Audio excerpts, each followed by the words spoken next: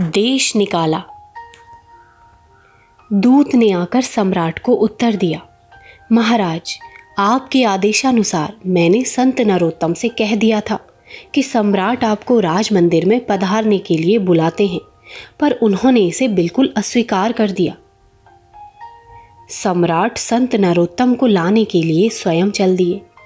उन्होंने संत के निकट जाकर उन्हें प्रणाम किया और कहा, महात्मन, ईश्वर भक्ति का प्रचार करने के लिए उचित स्थान मेरा बनवाया हुआ स्वर्ण जटित राज मंदिर मौजूद है। उसे छोड़कर आप इस धूलि भरे राजपथ में क्यों बैठे हैं?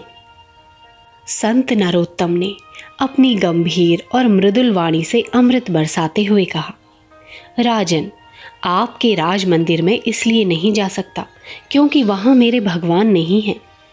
सम्राट की भवें तन गई।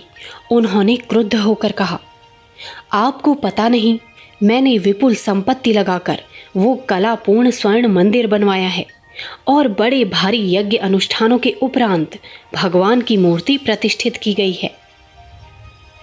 संत ने कहा, राजन, सो तो मैं जानता हूँ, पर यह भी जानता हूँ कि जिस वर्ष ये मंदिर बनकर तैयार हुआ था, उसी वर्ष अग्निकांड से हजारों मनुष्यों के घर जलकर खाक हो गए थे, और जब वे निराश्रित लोग इस मंदिर के एक कोने में आश्रय मांगने आए तो आपने उन्हें मना कर दिया था। राजा ने पूछा, मना कर देने से मंदिर में क्या दोष आया? संत का कंठ रूंध गया। उन्होंने बताया, मेरे भगवान ने उसी क्षण कहा था कि जिस घर में पीड़ित, दुखी और असहाय लोग आश्रय नहीं पा सकते, वो मेरा घर नहीं हो सकता। सो हे राजन, तुम्हारे सोने के मंदिर में अहंकार की पाषाण प्रतिमा बैठी हुई है। मेरे भगवान तो वहाँ धूलि भरे राजपथ में घास के ऊपर बैठ रहे हैं। सम्राट क्रोध से कांपने लगे। उन्होंने कड़क कर कहा, मेरे देश से निकल जाओ।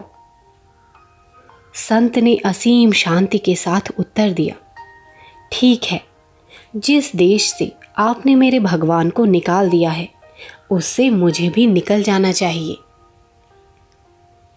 अखंड ज्योति, मई सन 1943, पृष्ठ संख्या 15।